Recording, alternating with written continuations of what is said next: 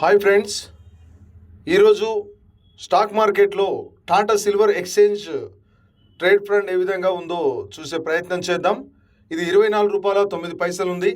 అయితే ఈరోజు ఫిబ్రవరి 5, 2026 రోజున 11.24% తగ్గి, అంటే -3.05 తగ్గడం జరిగింది.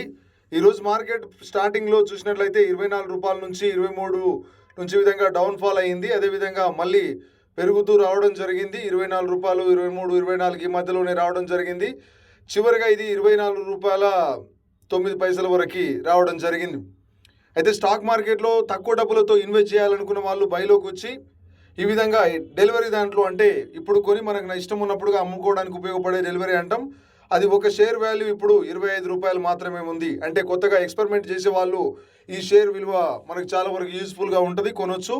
అదేవిధంగా ఇంట్రాడే పొద్దున కొని సాయంత్రం అమ్మడానికి ట్రేడ్ విలువ ₹8 ఉంది.